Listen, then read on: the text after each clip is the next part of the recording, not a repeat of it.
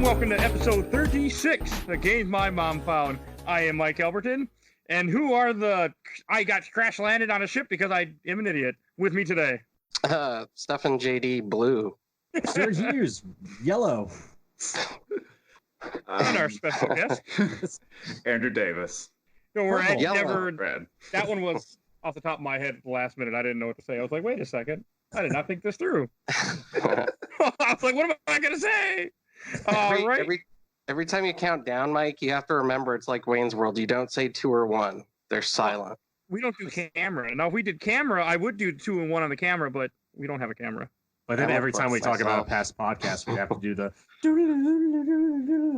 I'd be okay with that. What it did the show. I'd be okay with it. All right. And before we get too far, I want to give a quick shout out to another podcast called The Next to Nothing Show. It's about not wasting your money in gaming, hosted by Twitch streamers Danny K and Rendicious. There'll be a link in the show notes, and they do an episode every week, so you guys get a chance. You know, if you need another podcast, add to your rotation. Definitely give them a listen. And Stu, do you want to introduce the game that we're going to be talking about tonight? Sure. We are playing No Man's Sky. Just kidding. We're playing a better game, Pikmin. I mean, 100% okay with playing No Man's Sky, then I don't think we could ever finish it in a week or 2 weeks or a month. So. I think this game is still better than No Man's Sky in a lot of ways. This game is I believe it. Those games probably are. We are playing the original, the GameCube original 2001 Pikmin. I mean, it's called Pikmin, but shouldn't it be called something more like Indigenous Nightmare or kidnapping and murdering? I mean, colonialists from space. Yeah. I mean, that's a good point. I mean, like, here, work for me, and I'm going to sacrifice you because I don't care. Oh, it's very Mario in that way. Very Yoshi.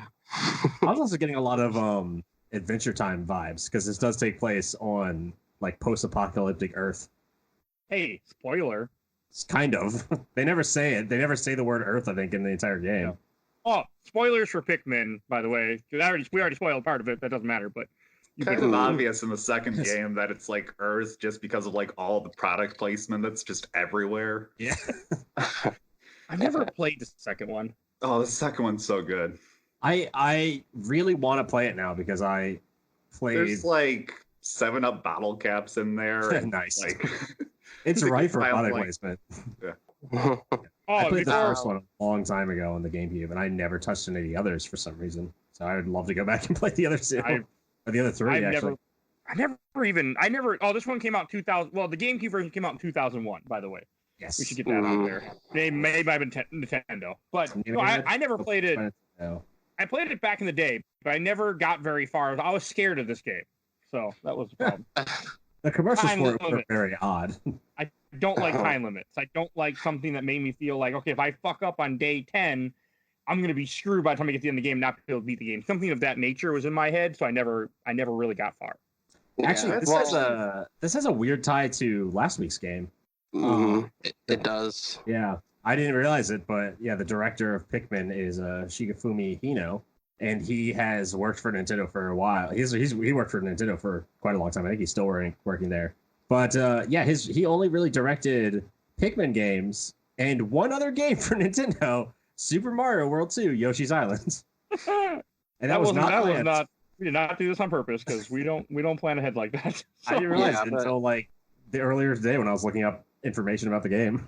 Yeah, but originally, actually, this game was supposed to be a Mario game, which is why Olimer spelled backwards is Mario. But that's not right. If anyone, well, it's kind of, but but if anyone remembers E3, Luigi's famous brother Ramolo Mario. If anyone remembers E3 back in the day, Nintendo actually had a little like GameCube test thing it was showing off, where it had a bunch of Marios like on top of a cold pizza, like humping each other, and it was like 128 Marios or something. I think you watched a different video than other people.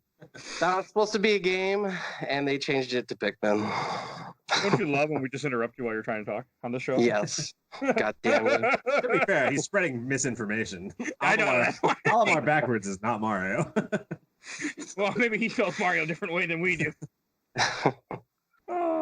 Olimar's original name was Oiram. I was not excited when you put this game on the show. I'm like, oh, I don't want to play this. And then you put it on the show, and I started playing it this week, and I was like, oh, I've been missing out. It's surprisingly fun. That should be on the box. It is surprisingly fun. I mean, I love RTS games, but I am terrible at RTS games, like a regular RTS game. I will sit there and I will just build up every single unit I can and just sit there. And I don't want to fight. I just want to build. Like, just leave me alone. And then I get killed because I never can get enough to beat them fast enough to take them out. As a kid, I never really considered Pikmin an RTS game until I thought about it years later. And I was like, oh yeah, I guess it basically is. It's basically StarCraft. It's a very simple, but yeah. Yeah, it's the Halo Wars of RTSs. Halo Wars is really good, by the way. I guess Halo Wars is the Halo Wars of RTSs, but it's the Halo Wars of Halo Wars. If Halo Wars is baby's first RTS, this is like fetus's first RTS. Well, if you took out the time limit, this would be a real easy RTS. The time they actually take out the time limit in 2. Well, no, then it is baby's first RTS. Yeah, I think that's probably one of the biggest things that people didn't like about this game. But we should say this game has a time limit. The first level is like the tutorial, and that lasts as long as you really want, but it really only takes upwards of 10 minutes. And then past that, this is pretty much a 6.5 hour game, no matter what. Yeah. Every level, the day counter is probably 15 minutes long. It is 15 minutes. Best. Yeah. And you have 30. You have 30 parts to find. 13 the minutes per level. Oh, I thought it was 15. Oh, never mind then. I was 13. Wrong. Okay. I think. Now you have me worried. I think it's 13 minutes per level. I mean, we would never spread misinformation on this show. We're only fact.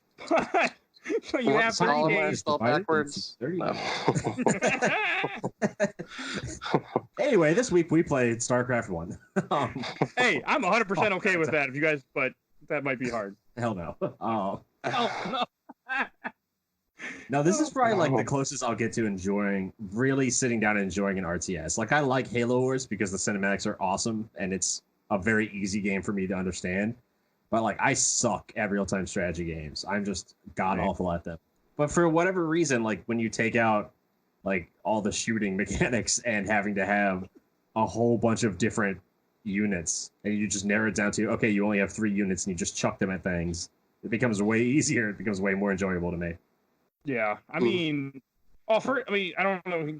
Yeah, we kind of mentioned it. You have 30. You have a time limit. You have 30 days to find 30 ship parts in this game. That's the whole idea of the game. You crash landed on Earth, as Stu said earlier. A mysterious planet covered in strange Earth-like materials, like boxes and bottles. I mean, that are all as Andrew was saying earlier. They're all 10 times the size of you too, which is really fun. Yeah, which is, it's cool. I mean, you pretty much are, you're a little tiny, bug size, and the things you're fighting are not big. Yeah, I mean, one of the biggest bosses in the game is, I think it's BD Longlegs, and that's realistically, that's just a day Longleg spider. It's a typical house spider. That's the biggest thing in the game. Yeah, his name is BD Longlegs, by the way. BD Longlegs, that's right. He killed a lot of my Pikmin. He is yeah, so this game has mean bastard. Has 4 main boss fights, and then 3 kind of mini bosses that are all optional, or most of them are optional. There's more than 3, I think. There's a lot of. Well, we'll get into that. We'll talk about all the enemies because there's a lot of enemies in this game. Yeah, there are. And I think we kind of mentioned a little bit earlier. So you have 3 different units. You have red Pikmin who are immune to fire and stronger, blue Pikmin that can swim because they're blue, and yellow Pikmin who can carry bombs and have big ears and you can throw farther. No, Mike, they can swim because they have mouths, and so they can breathe underwater. They're swimming because they're blue. Does that make sense? Blue is just the byproduct of having a mouth. Everyone knows if you have a mouth, you're blue. That's how it works. I was just thinking that'd be funny if we were well, we'll get to that later, and then we just start talking about it. We'll get to that later. It's later in the show. Can't be surprised. And we'll talk about that right now. I can switch things around, and I can, move and move stuff around in the audio when I edit. I'm not going to, but I could. Fuck it. What game are we talking about in 3 weeks? Let's just do that. Yeah, you have the blue Pikmin, which have mouths, and so they can breathe underwater. And then you have the yellow Pikmin, which have ears, which means they can soar when they're thrown. This makes absolutely no sense. My dog's out here. She doesn't fly. Nintendo. And your Pikmin have they also have 3 like stages of maturity. You have your basic leaf Pikmin. Your leaf Pikmin from Minecraft. Your leaf Pikmin. Elite Pikmin. Leaf Pikmin. The leaf Pikmin, which have like when you first find the Pikmin, they are based. I always describe them as they look like radishes to me. They all look like radishes. Yeah, that's accurate. I mean, the red one especially because they got like a stem coming in right out the top of their head with a little leaf at the top. That's when you first find them. And then throughout the game, you realize that if you leave them underground for longer, or other things can happen, you get them nectar, or you can. There's actually an enemy that can automatically turn them into a bud. They will grow a bud, and then they'll grow a flower. And when they have the flower, that's like the more efficient version. Yeah, if they like get into the nectar or whatever, then they automatically like turn to a flower. Yeah, you can leave them underground. You can give them nectar, and then there's. God, I can't remember the name of the boss now. There's one of the bosses can actually like hit them and knock them underground, and it automatically turns them into a flower for some reason. I don't know why. Don't know who you're talking about either. It's it's like one of the optional bosses. I probably skipped it. Probably because I don't think it's necessary to get any engine parts. I think it's Mamuda. That's what his name is. Oh, I skipped Mamuda. Yeah, I don't think he gives you. He doesn't give you anything. He doesn't give you. I got all 30 parts. If I skip them, yeah, he doesn't give you anything. But yeah, the whole game is set up around you crash land on this planet. 30 parts of your ship have come flying off, and you have to find at least 25 of them to get back off the planet. Mm-hmm. Some are required and some are not required. Yep. Don't even get me started. Some of them weren't required. And it's a very simple game. And you only got 5 levels, and just everything's spread out amongst them.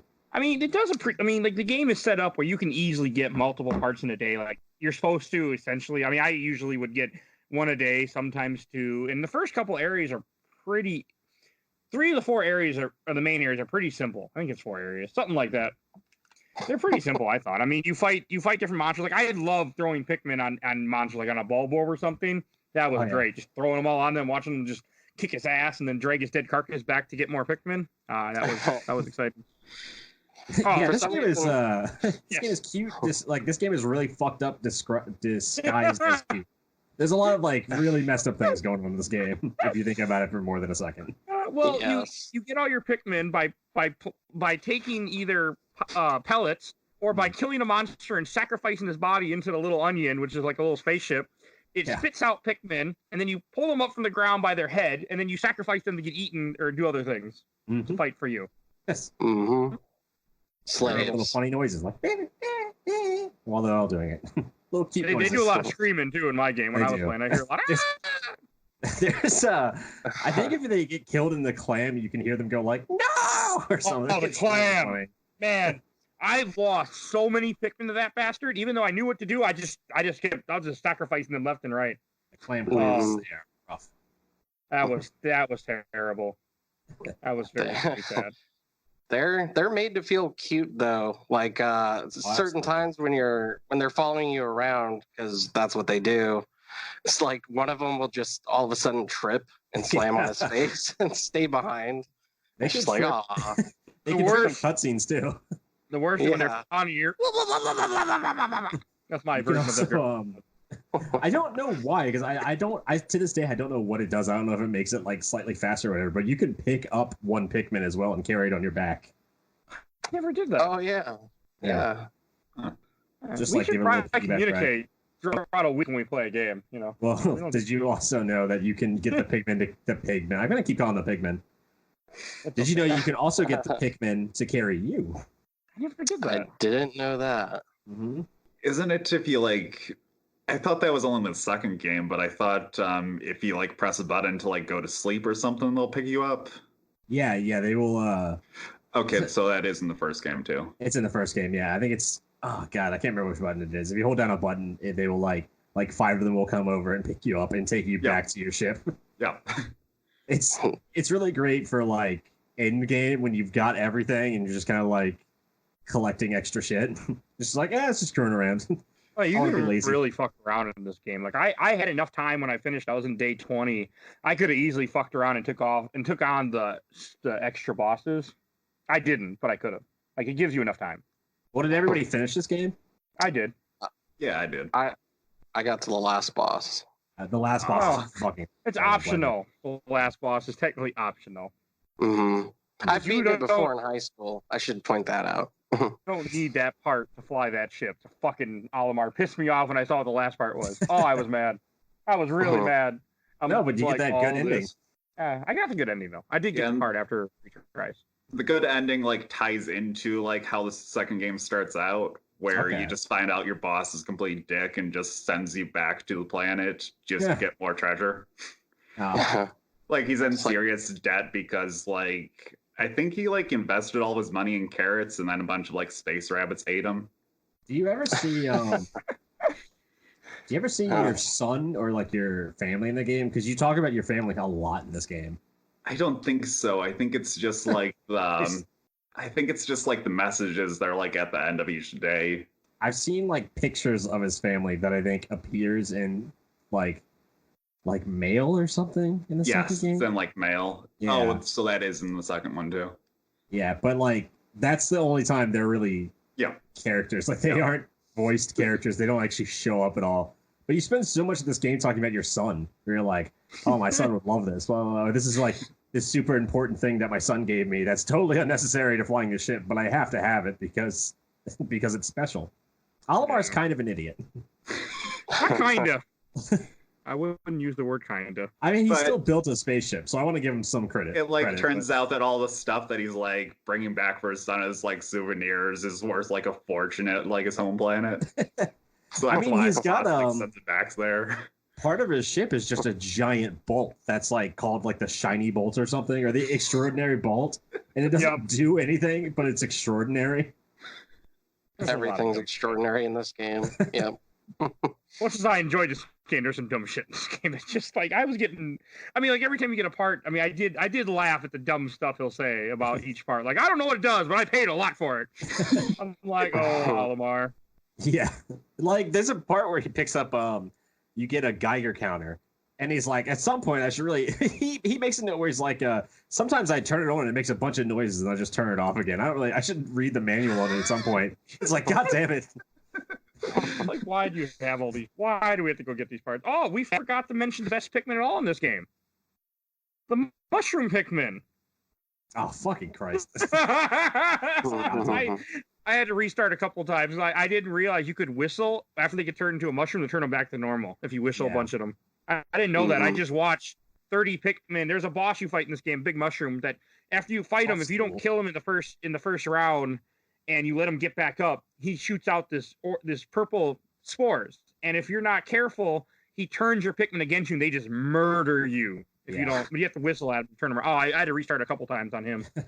Yep. That's like that enemy like legitimately freaked me out as a kid because it looks like just how do you say it? It looks like a big red mushroom and it's got these two little like crab eyes coming out the top of it. It's just something about it just looks so creepy to me. He was my least favorite fight in this game until the end. It also kind of looks like a big red dick, so maybe that's it.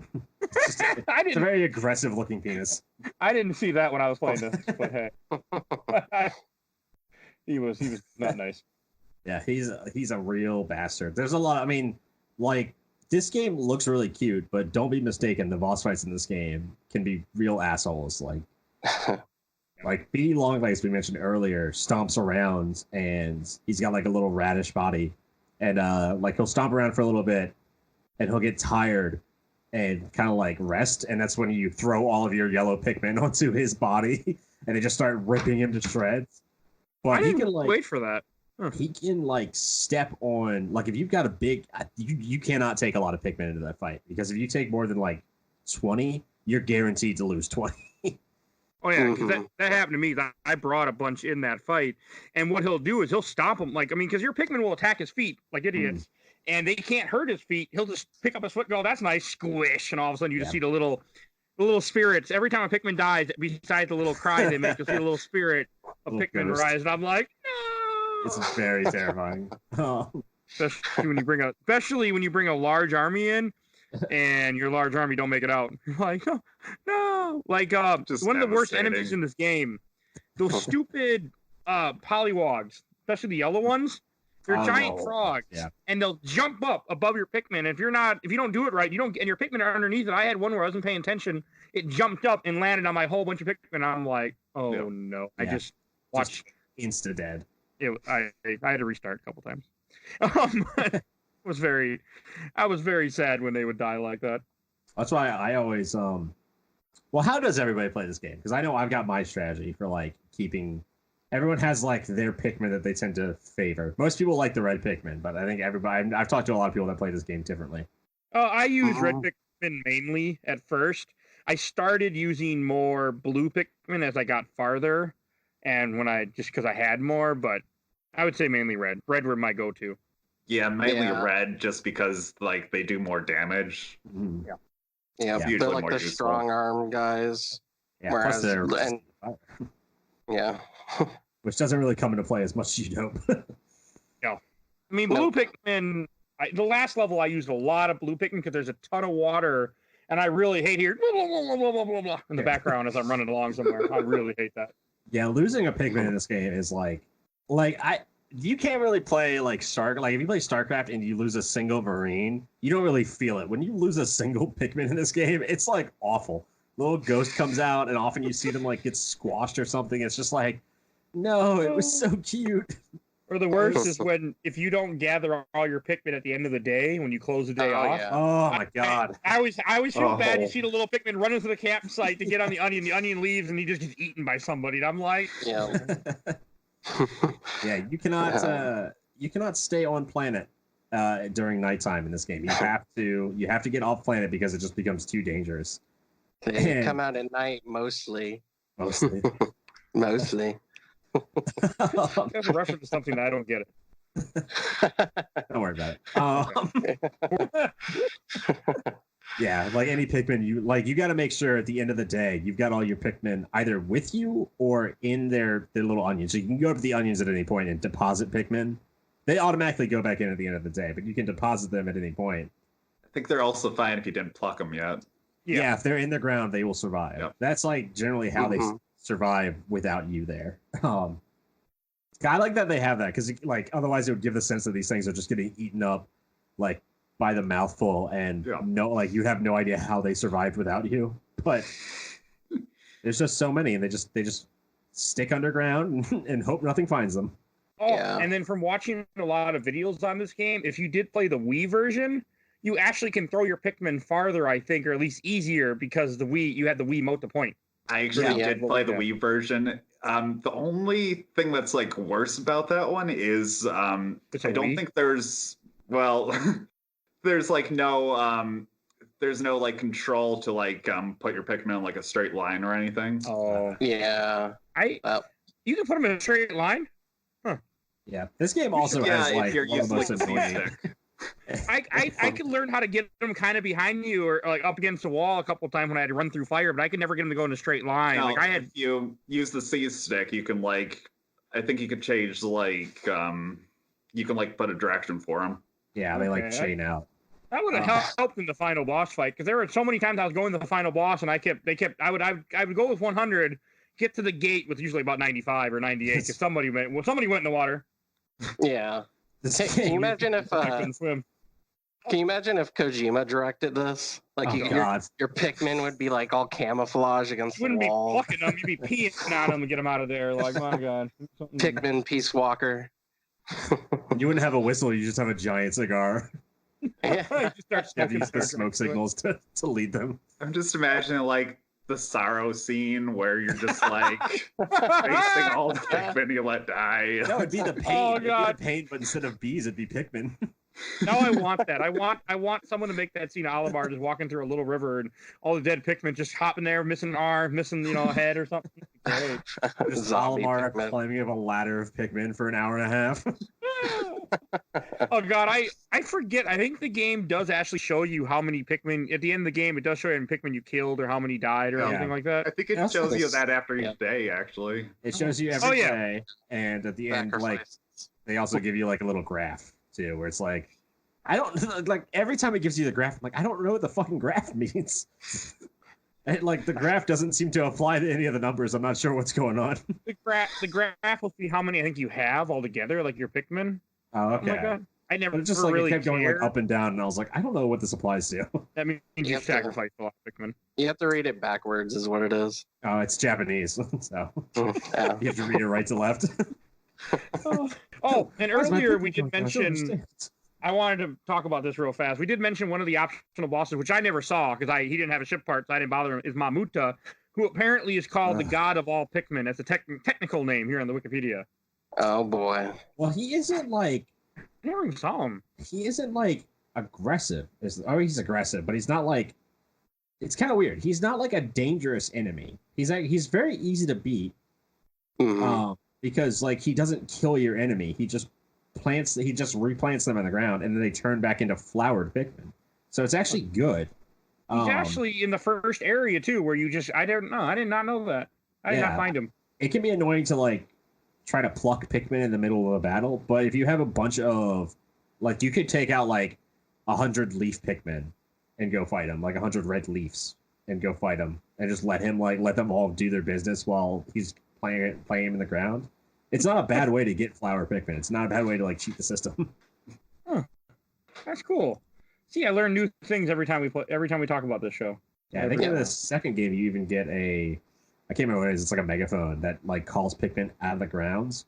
So it's like they're even easier because you just let them knock enemies into the ground and then call them all out again. And it's just like, okay, you didn't do anything to me. He can fuck up Olimar, but oh yeah, you can get beat. You can't really fight. Like you can hit things with your big head. Oh, you can absolutely fight. Oh my god. There's a couple enemies that like Olimar just destroys. The little beetles he can take out pretty good. He's good for taking out like the strategy with all the Bulborbs and the Bulbears is the Bulborbs are the tiny the Bulborbs are the tiny ones. Yeah. That's just like throw a couple red Pikmin on them and they get killed immediately. But the Bulbears, the strategy for those is if you swarm them from behind. Sorry, I'm burping in the mic now. I'm just gonna turn into Rick. The strategy. You can throw them on it. Like for the other ones, they're sleeping when you find them and you want to throw them on their back. They kind of, deal a lot of damage to them. Because you can also be stupid and throw them right in their mouth, by the way, too. I found that out the hard way. Throw them right in their mouth. Want to kill all the Bulborbs around them because if the Bulborbs scream, the Bulbears wake up. So you got to kill those Bulborbs fast. But yeah, the Bulbears, you can sneak up behind them with a bunch of Pikmin and just like run into them and just start going to town with Olimar, and all the Pikmin start going to town. It kills them so fast. It's like you're killing their kids. That's probably why they're fighting. Yeah, I actually don't think they're related. I don't think so. The enemies, there's a lot of enemies in this game that look very similar that aren't like science doesn't make sense. Don't use science to explain Pikmin. No. The Bulborbs and the Bulbears look very similar. I don't think they're related through any I thought they were like biology. kids or something. I don't think so. I could be wrong about that, but I don't think so. I think in the second game it actually like tells you like how each like species is related and whatever. And there's also a whole cookbook on how to eat each one of them. Well, I know the Mamuta. The Mamuta is like the evolution of another enemy. I think the Mamuta is technically like a mammal or something, even though it's made of rock. Like you keep notes on everything in the game, and there's some stuff that just like doesn't make sense. You're like, that doesn't sound right. It's like Pokemon. Yeah, it's just like Pokemon. Okay. Except you can also beat the shit out of the Pokemon with your fucking forehead. It's like Pokemon if Ash. I guess Ash did headbutt Pikachu. I guess that actually does apply. That was the first episode of Pokemon. And it worked out too well for him. Spoiler alert. Well, I guess later, but not in that first episode. So. Yeah, but they just kept headbutting each other until they became best friends. That's how I became best friends with all my friends. Just headbutt them until we were both unconscious on the ground. Actually, my opener. I'll ask Sam that when we talk to him next. He won't. Sam, if you're listening, let me know. We all have CTE. We can't remember anything. Did anybody have a favorite boss that we hadn't mentioned yet? I know that those birds that come out of the ground were pretty bizarre. So those ones are Burrowing Snakert. I was like, what the hell is this? It's a weird snake bird thing. Just like a big. I mean, I didn't when I first went over to it because I didn't know it was there. I just saw, okay, there's a ship part over here. I see this big bergamot. I run by. I'm like, okay, I'm gonna find the ship part. And I'm like, oh, he is the ship part. Yeah. He ate a lot of my Pikmin. Nintendo's just like, not worms, birds. Not worms, birds. Giant, yeah. I mean, it looks like a giant worm popping out of the ground as a bird. It's just a head and a neck, and it's trying to eat your Pikmin. It's the opposite of an ostrich. Okay. Or an emu. Which one sticks its head in the ground? Ostriches, right? Yep, it's ostrich. The opposite of an ostrich. Only its head sticks out of the ground. Also, it has a snake body, which is very confusing. That's strange. How about you, Andrew? Do you have a favorite block? I'm not sure. They're all kind of terrible. I don't know. I've probably talked about the second game a lot, but there's like a few cool bosses in that one, but I don't really remember too many from the first, except for like the final boss and that bird. Okay, I don't want to get the final boss yet, but I will say what my favorite enemy was, because you could fight twice in this game if you wanted to. I skipped them the first time. The armored cannon beetle. I actually was about to say that was my favorite as well. I really like that fucker. Because it's like the big beetle from Starship Troopers. It's the Starship Troopers boss. It's the one that he shoots rocks at you, but when you see him in the first level, because he's in the first main level, you can actually skip him. You can go and grab the part, and then he shoots he shot like 1 or 2 rocks, killed a few Pikmin because he hit the thing, and then the rest just carried out the part and got out of there. I skipped him, but you have to throw a Pikmin at him when he's sucking in the air to confuse him, and he overheats, and then you have to throw red Pikmin on his back. He's a big beetle, and they beat up his back. He opens up his wings and it's kind of like it's like Starship Troopers Lost Planet. Like he opens up his wings and it's got the glowing orange weak spot. Yeah, I really liked that fight the second time. The first time I didn't do it, but the second time was really cool. That enemy's larval stage shows up in Pikmin 2, and it is fucking ugly. It is so ugly in the second game. What was the one that was like it was like it had 4 legs and it kind of had like a middle. Like it looked like it was made of metal. I think it was orange. You mean that's BD Longlegs? Yeah, that was BD Longlegs. Yeah. That was the big spiderish thing. Yeah, that one was cool. I like the design of that one. I like when it dies, it opens up like a party ball. Yeah. Yeah, that's the only enemy in the game that like I don't know if that's an animal or if that's like a robot or some shit. I don't know what that is. Oh, did anybody fight Smokey Prog, one of the optional bosses? Yeah. Oh. I saw the fight. I skipped it. That should tell you how fun that fight is. That fight is a fucking nightmare.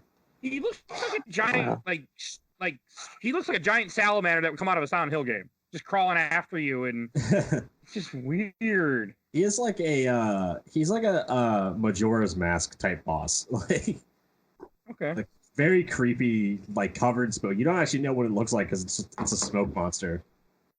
And you gotta wake him up from an egg too, right? Yeah, and you can totally do that shit by accident. When I was a kid, I played this game for the first time. I hit that egg by accident and fucking regretted it for the rest of my days. Oh my god! I watched the most the video. typical fucking fight. Well, he runs away for a long. It looks like he runs away for a while. Yeah, I mean that fight is like that takes place in a pretty wide area, and it's a lot of moving around. And he also is surrounded by a bunch of frogs too, which doesn't help the thing. Yes, and if you touch his smoke, then it will insta kill your Pikmin. Oh, I didn't know that. That's shitty.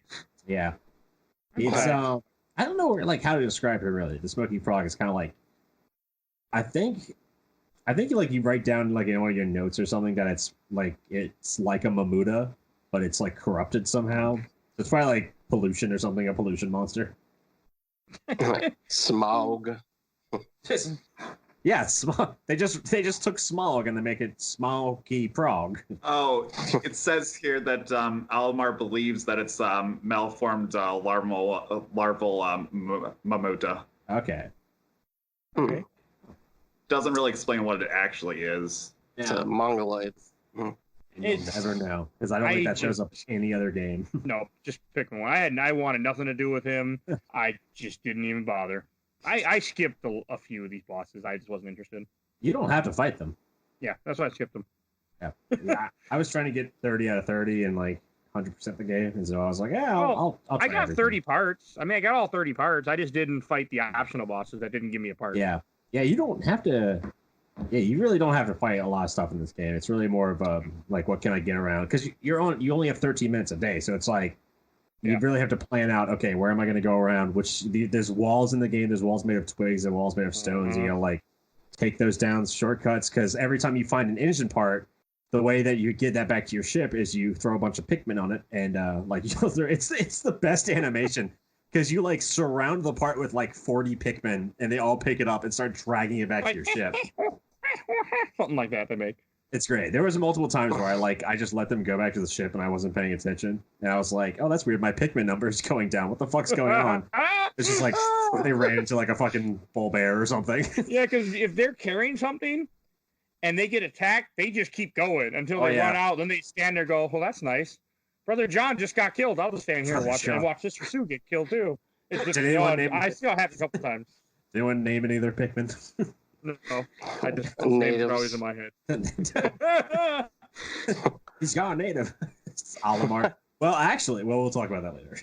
Oh, did anybody fight Gulix, the big water thing that looks like Morpha from Ocarina of Time? Which one? Gulix. He's a big water bubble that you throw that looks like Morpha. It does. It looks exactly like the Majora's Mask enemy. Well, no, it's not jellyfish. I'm talking about the one Ocarina of Time in the water temple. Every Zelda game has the big stupid jellyfish. Okay, good point. The Majora's Mask, the first top of the fight. Yeah, it's been a while. It's been a couple months. You look like a big stupid jellyfish. I did not like that. I skipped. I saw the fight and I was like, I'm good. We'll just skip them. Mike's just skipped all the boss fights. Hey, anything that didn't have a ship part, you just went on moving. Yeah, that was a rough one. I think you can only use blue Pikmin for that fight. You have to throw them into the. She drowns them. The blue core. It's got a yellow core and a blue core, and you gotta fuck up that blue core. What I don't understand is how some Pikmin Pikmin can handle fire. I will not understand that. How red Pikmin because they don't have ears or mouths, so they don't deal with fire. Everyone knows the way fire kills you is through the ear and through the mouth. All right, that's the only way fire can kill you. Like if I cover my ears and don't breathe, I'll be okay. Yeah. Yeah. Just next time you're in a fire, cover your ears and cover your mouth, and just run through the fucking building, and you'll be fine. Nobody takes his place. Nobody.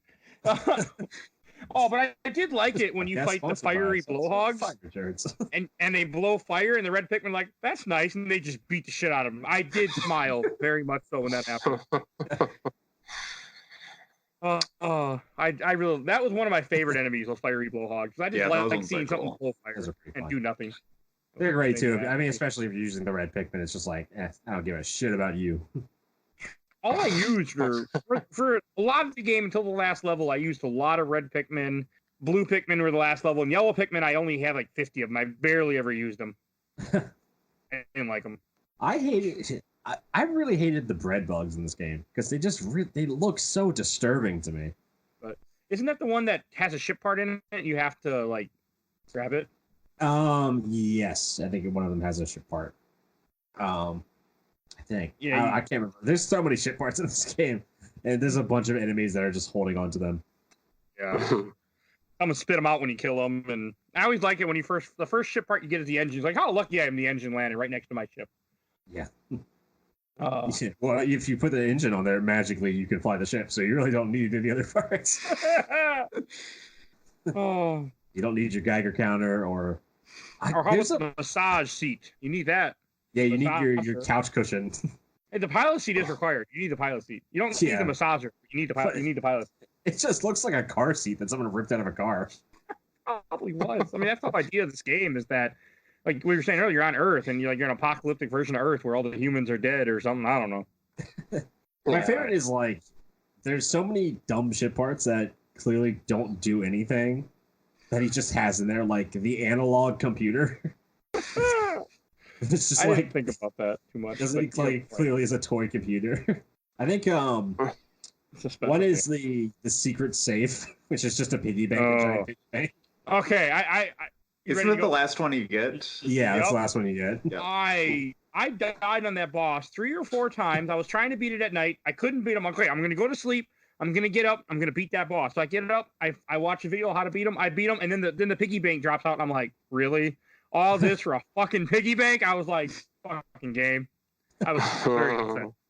That final boss actually shows up again in the second game, but he's just like a normal enemy. Oh fuck! But he's unbelievably easy to beat in it because you have purple Pikmin, and if you just toss a few of them at him, he'll just die like immediately. Nice. Oh, I really want to play 2 on the show now. After 2 is amazing. Yeah, okay. I think we'll have to at this point. Yeah, I'm 100% okay with that. I'm trying to remember the name of I think it's the Libra, which is like a giant green gem, and you have no idea what it does. All you know is that Alamar's daughter gave it to him, and it's necessary. It's completely necessary to fly the ship. But he's just like, he's just like I'm looking at the note now. I found my Libra. My daughter gave this to me. It's named after her astrological sign, which I guess Libra is also. I guess it makes sense that other constellation or other stars would have similar constellations. Oh, my sweet little girl. I wonder what she's doing right at this moment. Doesn't say what the fucking thing does. It doesn't say at all what it is, like how it's related to the ship. It's just, I need this Libra or else my ship can't fly. Yeah. The 5 optional ones are Nova Blaster, Space Float, Massage Machine, UV Lamp, and Secret Safe. That Space Float's amazing. The Space Float, it's just a giant inflatable inner tube. I don't think it's going to help you. I really don't. Well, clearly it didn't help you because your ship just went down for like going through a fucking tiny little asteroid field at the beginning. I missed the opening cutscene for some reason. The best thing about the space float, I think, is there's a description of it that's like the space float literally is just an air tube, and it's used as like a escape craft essentially, where it's not really a part of the ship. It's just something Alamar has. If his ship gets blown up, he can still float through space on the inner tube. Oh man! Or how about the gluon drive, the ship log? I have no idea how this works, but it means the dolphin will again lift off with his characteristic roar. Yeah. I'm like, what the? Alamar is a fucking idiot. How do you fly this thing at all? Apparently not very well, because he crashed how many times in this game? The series? Well, you're also surrounded by enemies, and one of the unnecessary items is like the Nova Blaster, which apparently can destroy stars. But he's like, it's apparently, according to Alamar, it's completely unnecessary. Despite being on a hostile planet surrounded by enemies, is like, oh, when would I ever need this? This incredibly destructive weapon. When would I ever need to use a weapon on this planet where everything's trying to kill me? What wasn't the Dolphin the original name for the GameCube or something like that? Or yeah, it was called Project Dolphin. Yeah, that's right. Because Pikmin was one of the, I want to say a GameCube release game too, if I remember correctly. It wasn't one of the Capcom 5, but obviously because it's a Nintendo game, not a Capcom game. But it was a very early game. I want to say it was released. So I got a GameCube at release, and I know Luigi's Mansion, Smash Brothers, and I think this was the third one. GameCube launch titles. Thank you. Everyone had Smash. I love Smash, but I did want to mention again about that. Same. That final boss, Emperor Bulbax. I mean, that's just a miserable fight because it literally takes you about the 13 minutes to kill that fucker in that arena. Like it is terrible. Here's my strategy for it, and I think it works very easy. Is what you do is you get one Pikmin to pick up like an exploding rock, and you send it over there so that when he sucks it in, it hurts him, and then you throw all your Pikmin on him when he's stunned, and then you call him back when he gets up. He gets up real fast. Like he's not down. But I don't know. Because I played the Wii version too, and he was down for I want to say almost. I mean, what would you say, Andrew? Like 5-6 seconds? Yeah, that sounds about right. Yeah. Are you using yellow Pikmin to hit his eyeballs? No, I used yellow Pikmin to pick up the boulders. And then sacrifice them? That actually makes sense. Yeah, and then sacrifice one of them. I did that too, but I still had a hard time. That fight just took me forever. It is. It's a long fight. And for people who don't know, like the boss fights, their health is like a depleting pie chart. So you can actively watch how little you're doing damage to them while your Pikmin are dying. Okay. Yes. So Pikmin was not a launch title. However, the Japanese launch of the GameCube was in September, and Pikmin came out a month later in October.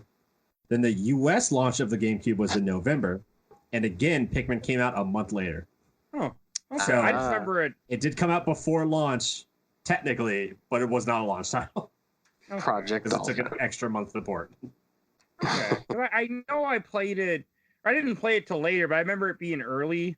Maybe I think I must have rented it from Blockbuster then. Because I had no interest in this game. I had no interest in the game when you first picked it on the show. I was very upset, and I am very happy with it. Ooh, Rogue Squadron was a launch title. We should play that. Good. I thought you'd be happy. I thought you'd be happy. I never beat that, but that one's survival horror. Yeah, it kind of is. I mean, this is for the Pikmin. This game is the most technically survival horror game there is, besides maybe like The Sims. Just dealing with existential dread. Space.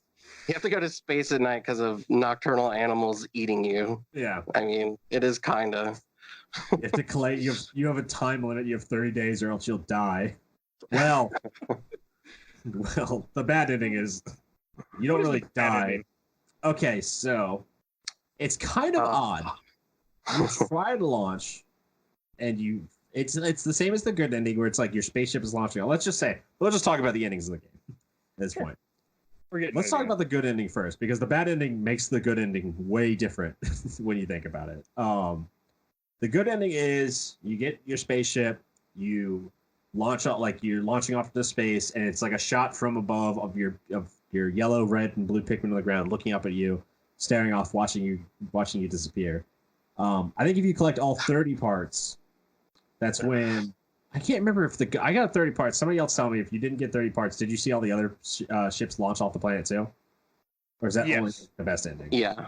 Okay. I saw it with 30 parts, but I only had 30. So. Yeah. So you're launching off the planet, and you get this nice little shot of the dolphin flying through space, and suddenly a bunch of the Pikmin onions are launching off and following you into the stars. Also, there's a bunch of other Pikmin that you haven't seen in the game. There's like purple and black, and I think there's a couple white ones. I think only the purple and white ones show up in the preview. The two, right? Yeah, subsequential. I can't talk. The following games. Yeah, Pikmin 2, I think is purple white, right, Andrew? Subsequential.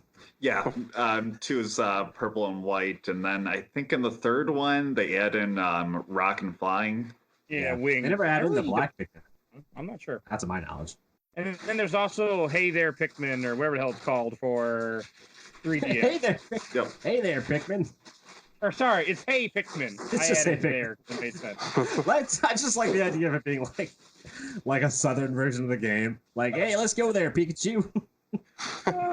Hey, Pikmin. What's that sound? Everybody look what's going down. I know that. You could actually do a song with that and make it work, but my brain's not thinking fast enough right now. So in the bad ending of the game, that's when I have a lot of questions. Because in the bad ending of the game, you take off on your ship, same as before, but because your ship isn't fully built, it only gets like a little bit off into space, and it comes crashing back down onto the planet. You get a shot of like the Pikmin watching your spaceship crash, and they all run off and bring Olimar's body back to the onion, as if they're bringing like a pellet back to the onion.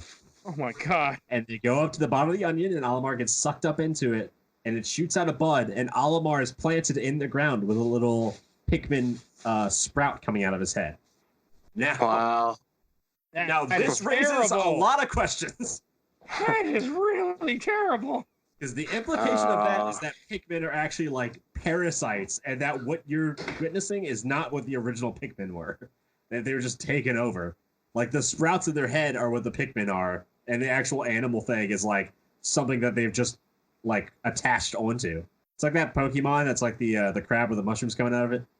Mm-hmm. I didn't know this, but I can't. Oh, Paris, yeah. Paris and Parasect. Yeah.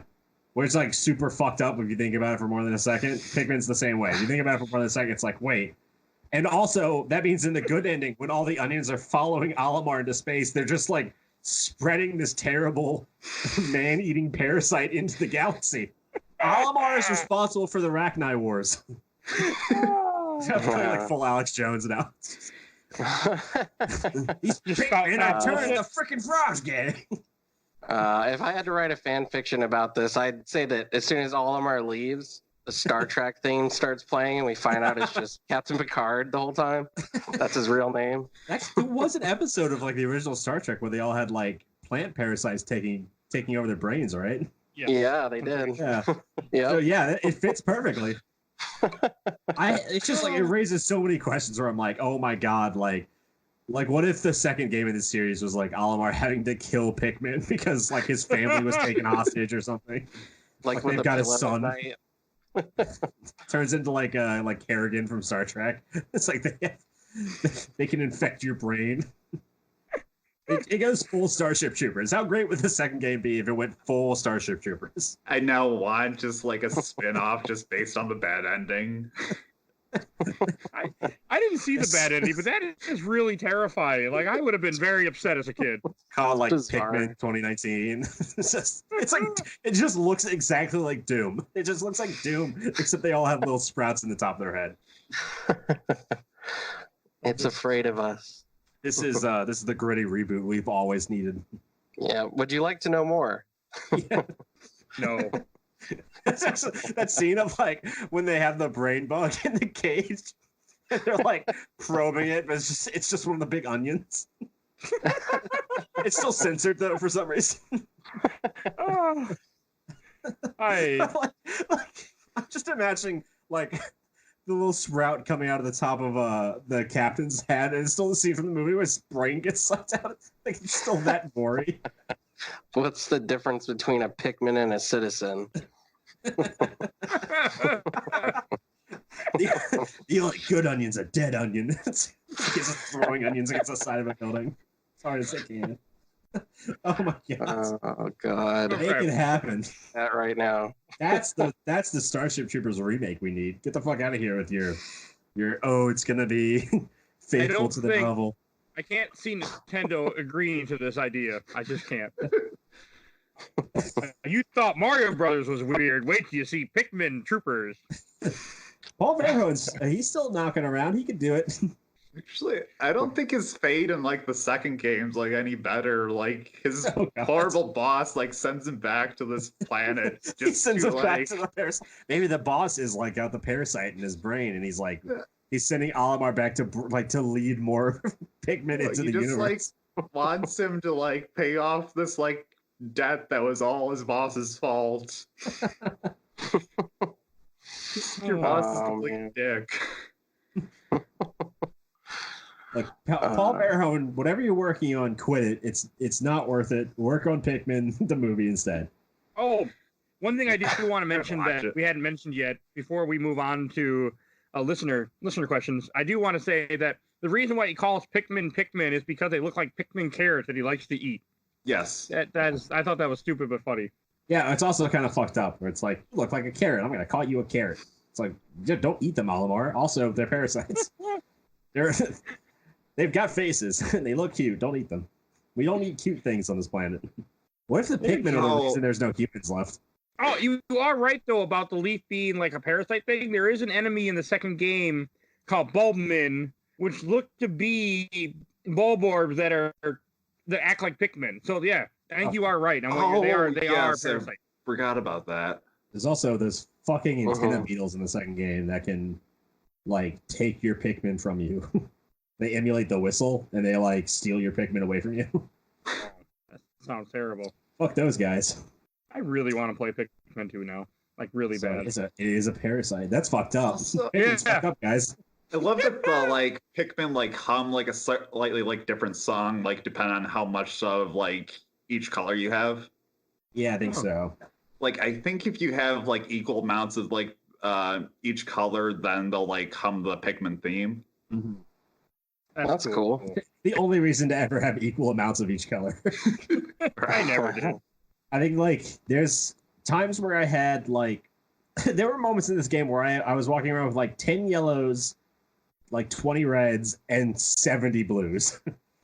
But there's no reason to have equal 33, 33, 33. Yeah. Can you imagine if you did though? You had one extra red, like, oh, you have to die. I'm sorry. Throw them in the water. To hear my music. It's It's like you just leave it behind. It's just like cowering, looking at you as you look back at it, and you just see a bull bear come running over the hill. Everyone starts singing. Master, why? Yeah, they all start singing. You hear the Pikmin theme.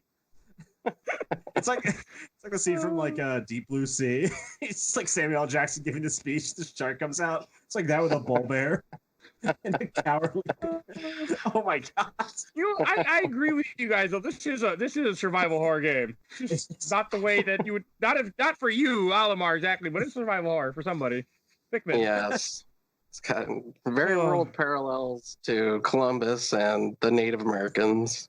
Forget Resident Evil 3 remake. When are we gonna get the gritty Pikmin remake? All right. Capcom came out and they said we're not working on any more Resident Evils. We're only doing Pikmin games for a while. We bought the license from Nintendo. We're just gonna Pikmin 5. Oh, one thing I do want to mention, which we haven't talked about, the reason why Miyamoto got the idea for this game was something to do with gardening, if I remember correctly. I can see that. Like everything looks like. Yeah, it was had to do with gardening. He saw and then he wanted to do something like it's something to do with gardening. I thought it would come to me as I started talking, but it didn't. It didn't come to me. It's just up like I know it's there, and then I'm like, "Where are you, brain? Come on now!" There's your fun fact for the day. It has something to do with gardening. Well, there's also I know that this game also had a lot of trouble. I remember, and I was like reading up on it because I was trying to find all the stories. I remember reading interviews about like the team had no idea what game they were making for the longest time. When they were making Pikmin, they just like it took them quite a while to figure out that they were making like a real-time strategy game, apparently.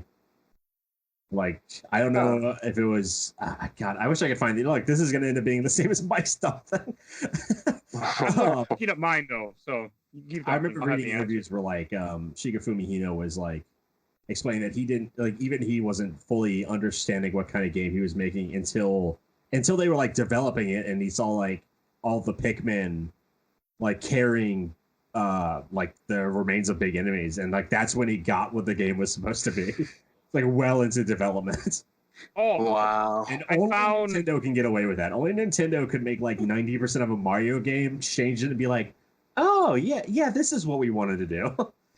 And it's like I found the article from the interview on Kotaku. This is from 2011 or 2014, and it says one day around 15 years ago, Miyamoto was relaxing on his patio and saw a line of ants marching past his feet and off in the grass carrying leaves towards their nest. And then he imagined for a moment, because this is how his mind works, what the scene might look like if they were tiny people. That's how we got Pikmin. Something to do with gardening. Right on.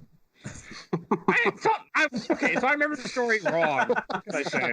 There's no gardening in this at all. He was sitting on his patio. Well, they do look like radishes again, so. All right. All of them radishes. I have a bunch of listener stuff. You guys ready to move on to that part? Yes, please. Okay. Okay. First from me and Stu are gonna go on forever if you don't do it, Mike. I know, that's why I'm like, okay, time to rein you in. No more Starship Trooper references. I was actually doing Dragon Ball Z abridged references, so I moved on. You made it through this episode, no Dragon Ball Z. Yeah, but there's worth 3 Raditz, and I'm worth 15 Raditz. And this one's Vegeta Jr. I hate you. I really do sometimes. No! Vegeta Jr. Question from Jason. Did it get ported anywhere? I never really played, but remember the commercials fondly. Yes, it is on the Wii. We did not play the Wii version, but it's also on Wii U. Yeah, they ported the Wii U version on the Wii. Nobody has but me. Yeah, these might be like some of the first video game commercials I really remember standing out. Because before this, it was all like everyone reposts the stupid 90s video game commercials all the time. That's like clearly using sex to promote any game. Oh yeah. Girlfriend will hate you because you're too busy playing Mario to have sex with her. But like Pikmin commercials were just so weird and out there. I feel like they really set a precedent for just strange game commercials. Speaking of commercials, I don't usually get to tell the story. Somebody had posted this somewhere, and I found a Game Boy ad that was not right, but it had a girl tied down to the bed, and he's ignoring her because he's playing Game Boy. Yeah, I'm like, this is a little.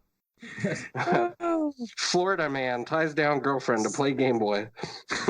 The old, I'm pretty young, so I have never saw these on TV. People have told me about the Magnavox or Magnasoft ads that used to come on TV. That was just a guy yelling Magnasoft. No idea what you're talking about. Yeah, there were commercials that would come on, and it was just a guy's voice story that used to yell Magnasoft as loud as he could. Sounds like Sega too. Sega. All right, next question. Just watching Pikmin commercials now. Okay, did we even answer the question? I don't even know what it was. We did. Andrew did, and I did. It's okay. Okay.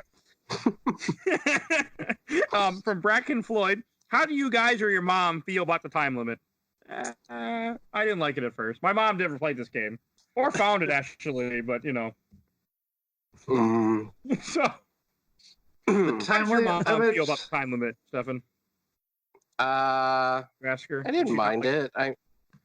Well, I'll put it this way. I think the first time I played it, I didn't like it. It was kind of like Dead Rising. I didn't like the time limit on that one either. But over the course of the game, I just kind of learned to accept it. I don't know. Yeah, it's like when you first play it, it's a huge disadvantage. But then, like, I think once you get used to it, like this is one of those like early games where you kind of have to fail it to learn how to play it. Yeah. And once you fail it once and you understand it, it's not difficult at all. Like you realize like 6.5 hours is a very long time. Oh, yeah. How about you, Andrew? I kind of like it. They take it away in the second game, but I feel like it also takes away the challenge with the no time limit. So I kind of like it just for like the challenge to it. I could see that. I was looking at people have beaten this game in like 13 days, 12 days. You can speed run it real fast. Yeah. If you know what you're doing, like you can really sit down and say like some people, I was watching some people play like some of their speed runs and they were like they must only play Pikmin because they were like starting a level and they're like, okay, you need like, I'm going to need 10 red Pikmin for this level and 11 yellow Pikmin, and all the rest are going to be blues, except I need to save a space for 6. And it's like, how the fuck do you memorize that? It's just like when you speedrun a game, from what I've seen, you only play that game for like huge chunks of time. Like, we're actually going to have a speedrunner on the show here in a couple of weeks. If you want to have speedrunning questions, they'll be able to answer them for you. I'll have plenty of them. I just got a really weird commercial where Olimar is like just walking slowly towards the Pikmin, and the red one's like pushing the yellow and blue Pikmin towards him, like afraid that he's going to eat them. What the fuck? These commercials are so... Everyone needs to watch these commercials. They're so weird. I know, I'll be doing after the show. All right. This is not a memory I want to read from Jacob Shoemake. He said, I accidentally ran my entire red Pikmin squad into a small pond at one point and didn't know you could whistle to save them, so they all drowned. I got the Pikmin extinction message and felt so horrible. Oh yeah. The onion drops one new seed the next day after that. It takes a while to get those numbers back up too. I tried to keep like my red and blue Pikmin above 250 or 300. I tried to keep those numbers really high. The yellow ones I didn't really use all that much, so I think like there's only like 3 points in this game where you really need yellow Pikmin. Emperor Ballback and yeah. You don't really even need it for big long legs. You can use any Pikmin for that fight. I think it's easier if you use yellow Pikmin for that fight, though. But yeah, it's not necessary. There's like a couple. There's a couple cliffs that you have to throw Pikmin up on where the yellows are actually absolutely necessary. But other than that, it's like, I don't really need yellows because I keep like 50 of them. I'll be fine. You reminded me of the worst ship part in this game, where you have to take the blue Pikmin, throw the blue Pikmin into a flower, that turns them into yellow Pikmin, throw the yellow Pikmin on the beach to grab the item, and then throw them back in the flower, turn them into blue Pikmin. Oh, yeah. That fuck. I thought you were going to say There's a lot of micromanaging. Yeah. I like, my favorite part of the game, though, is like when you need a specific group of Pikmin, and so you blow the whistle and they all like separate into the little groups. I really like something about that animation is so funny to me.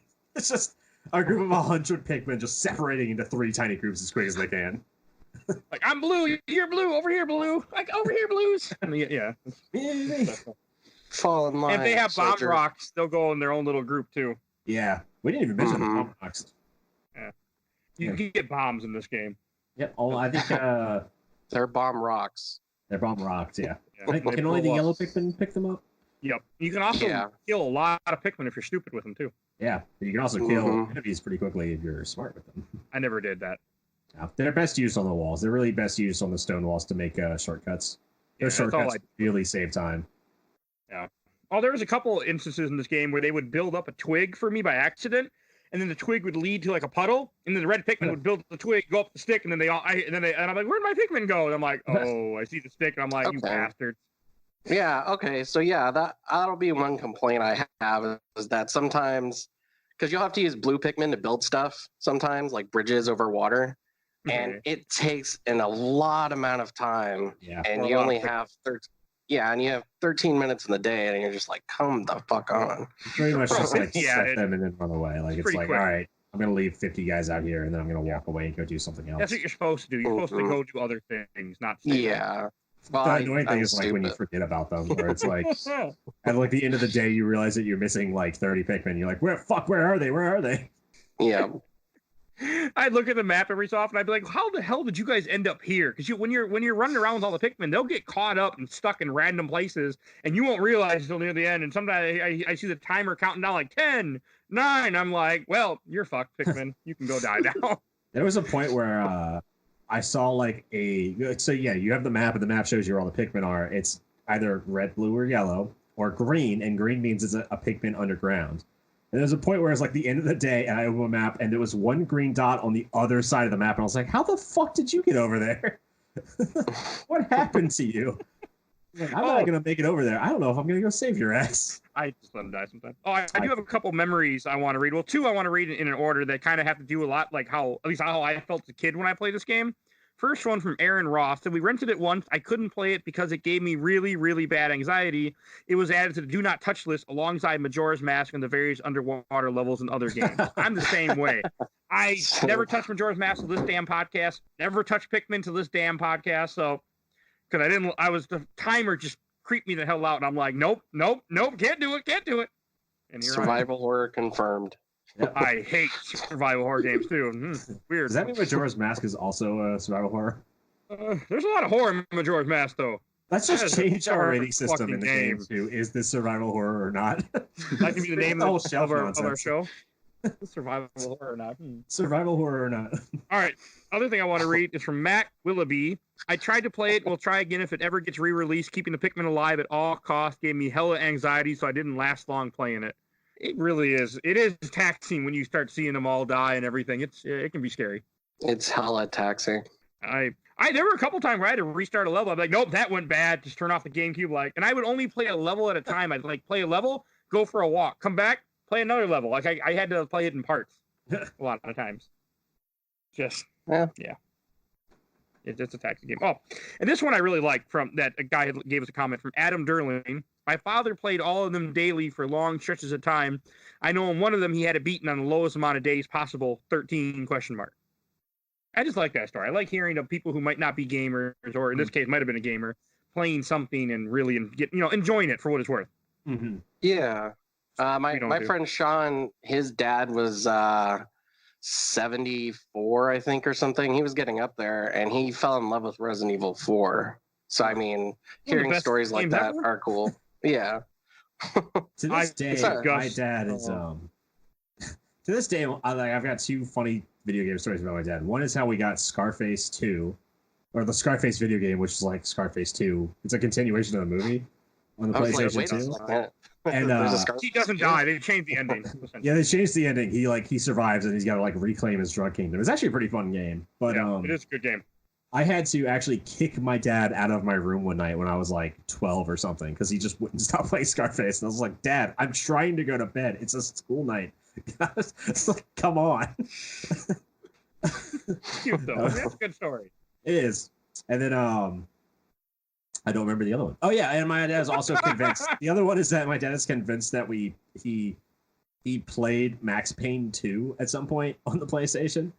To this day, he brings up Max Payne, the video game, to me. And I'm like, we never owned that game. And he's like, no, I played it so much. And I was like, I would remember if I had Max Payne 2 and I played that game. I would have remembered that game.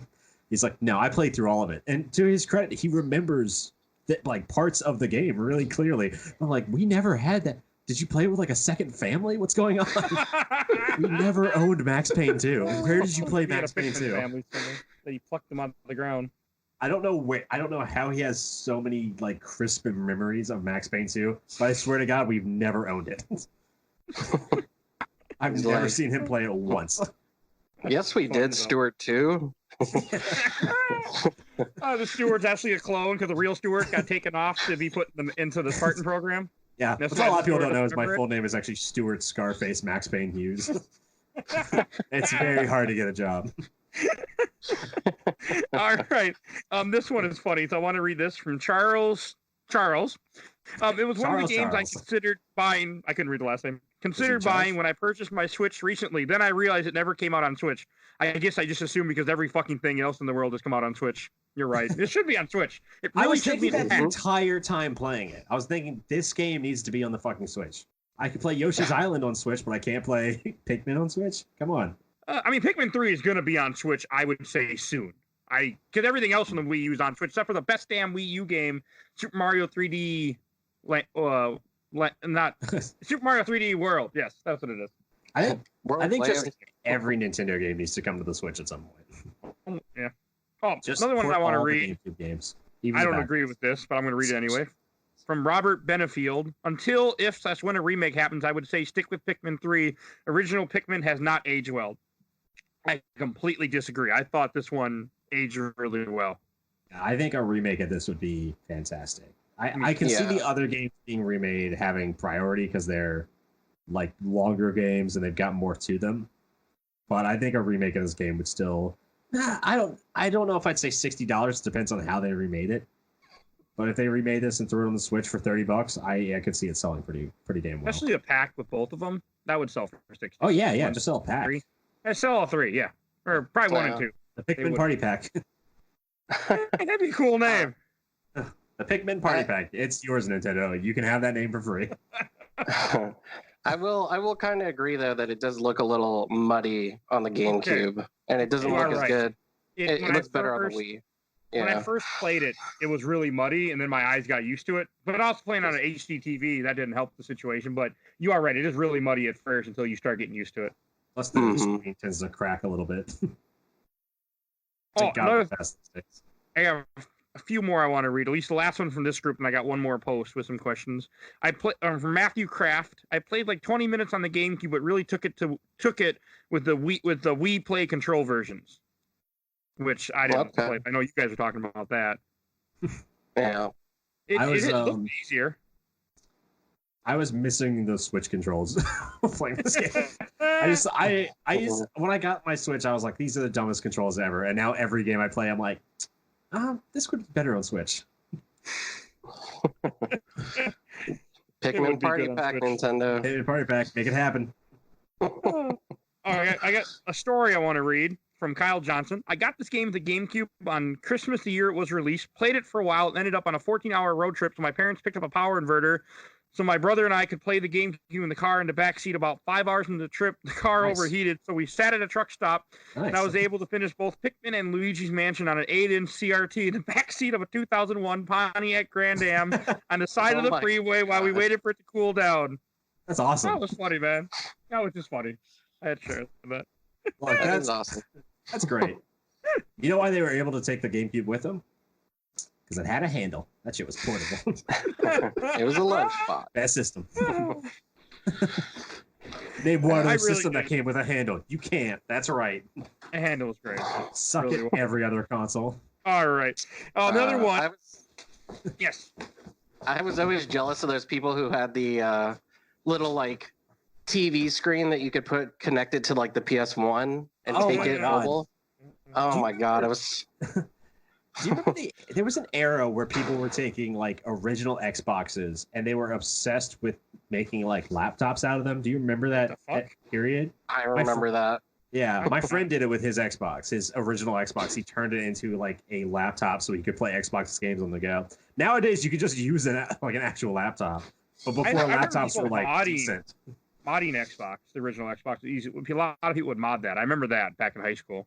Yeah, that was a big thing. People like would buy consoles and take them apart and just throw the motherboard into like a laptop body. Oh. Yeah, and you could make it essentially a portable Xbox. That was a big thing for a while. Yeah. And then Nintendo was like, hey, that's it's a good idea. Let's just do that with all our consoles. And then Microsoft was like, well, we're going to put it all on the PC in 10 years. Yep. And then PlayStation was like, fuck y'all. Buy a fucking PlayStation and sit at home, cowards.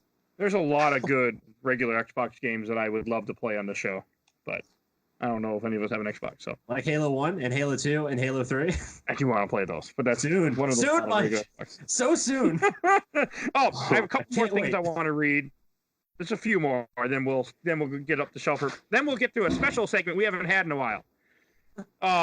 Which I will. But next one I want to read from Dan Stroman. I couldn't handle losing Pikmin, so I abandoned it. It's funny how much times I got that comment in here in different versions where people are just like, nope, can't handle that time limit. Nope, can't handle losing Pikmin. I'm done with this game. I read a lot of comments that were like, it's just way too scary. Yeah. I heard a lot of comments that were like, I can't handle losing 15 Pikmin, and I was just like, in the second game, if you lose like a single Pikmin, it's like the end of the fucking world. Yes. I don't know. I just thought I heard a Resident Evil door open or something. Yeah, that's my zombie roommate. Which just sounds like the name of an anime. My zombie roommate. I can't believe my roommate's a zombie. That's an anime for sure. All right. A couple more I want to read from Rob Smith. It was the best feeling getting your productivity good enough that you could collect like 4 parts in a day that you once spent getting 1. That did feel good when that could happen. Didn't happen to me very often, but you know. Yeah, once you hit like day 10 and because there's only 4 maps really. There's 4 maps and then there's the final big map. But once you like hit day 10, you pretty much get the idea of like where you get the radar, so you know where everything is. You get a sense of like what the map actually, how the actual layout is without having to open it all the time. And yeah, you just like really, you can start like knocking out parts and enemies so fast. I'm thinking about Resident Evil. The zombie roommate. I'm just like. No, I think the anime title for that would be like My Mom and I Woke Up in a Zombie World. That's the anime. The zombie roommate one is better. So I would watch My Zombie Roommate. This must be Pikmin's blood. My zombie roommate. My zombie roommate sounds like a Taika Waititi thing, though. Oh. It's like a sequel to What We Do in the Shadows. Yeah, exactly. Coming to Netflix. All right. I got one last question, or not question, but one more something to read from listeners. From Jamie Kohler. I probably pronounced that name wrong. I absolutely adore Pikmin. That classic Nintendo charm just brings those little characters to life in a really believable way. The way all the huff and grunt as they haul some rare treasure, whether a bottle cap or the mythical orange. What the hell, orange? Okay. Gets me every time.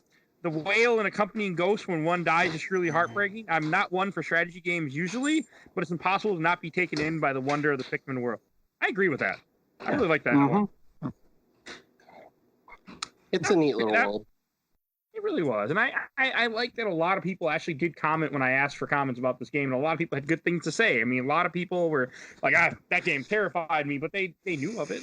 Some people liked it, and people who like it love it. At least I love it now, and I fucking hated this series, wanted nothing to do with the series, and now I'm like, I need to go buy Pikmin 2 and 3, like now.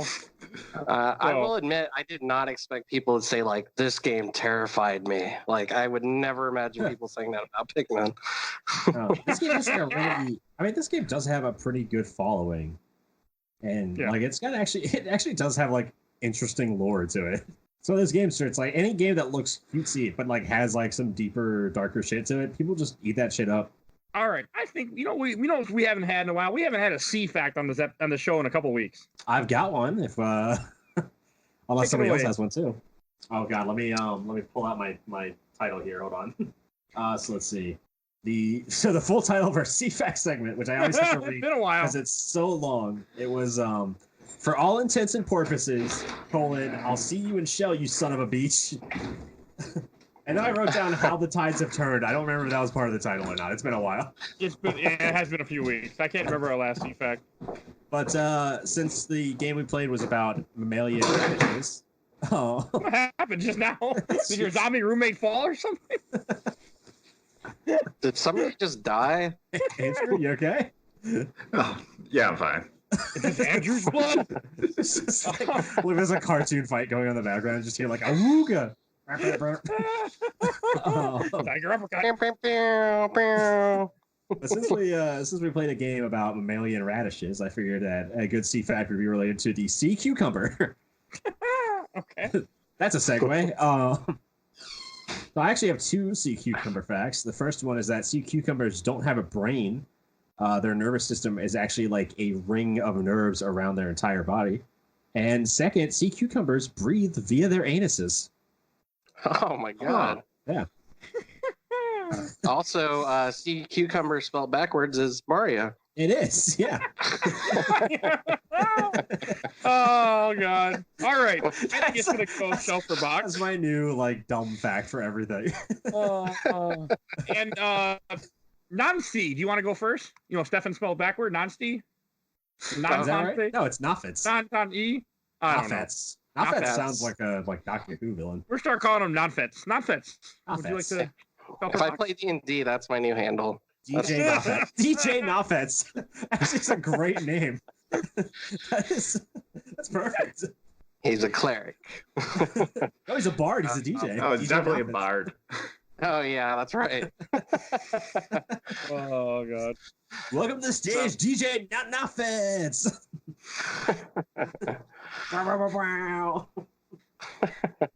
Please, yourself for box. Okay. Pikmin. Yeah. Yeah, this is a very bizarre game. I'm kind of glad Stu put it on the show because I'd always wanted to get back to it, but I haven't played it since high school, and I was very stoned in high school, so I really didn't remember much of it.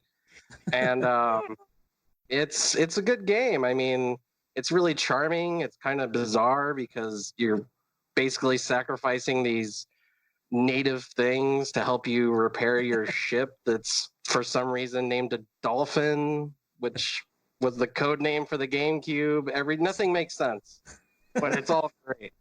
And I enjoy the little micromanaging of trying to kill things, having enough Pikmin to take stuff back to your ship so you can get more Pikmin, and building and finding parts. I mean, all of that's just feels good, and you can sit down with the game for 15 minutes and just do a level and then turn it off. It's great. You don't have a choice.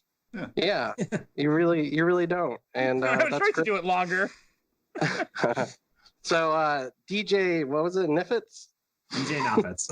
Noffets would say that he's going to put this one on the shelf in the tavern. Andrew, how about you? I've definitely put it on the shelf. Like, I think he said pretty much all my thoughts right there. Okay. Mm-hmm. He has some good thoughts sometimes. Once in a while, we get lucky. It's kind of like a scratcher. No, I'm just kidding. You never know what you're gonna get. You might win, or you might get a survival horror reference. Huh? I don't know. What do we got? Oh, Jill sandwich. Not what we wanted. How about you, Stu? Yeah, I mean, I'm gonna have to agree. This game just like oozes charm. Like the little like funny animations of all the Pikmin running behind you and like carrying stuff. It's so like overwhelmingly charming. And you got like the weirdness of the game, the fact that like you're fighting these toads and like jellyfish and just like murdering, like Pikmin are just tearing the shit out of them and then using the remains to make more Pikmin. It's like carnivorous plant monsters. So it's got this like weirdness to it. Parasites. Yeah, they've got this weirdness, like weird parasite, like parasitic monsters attached to their fucking heads. They've got that attached to them. So it's already got this like Japanese oddness to it.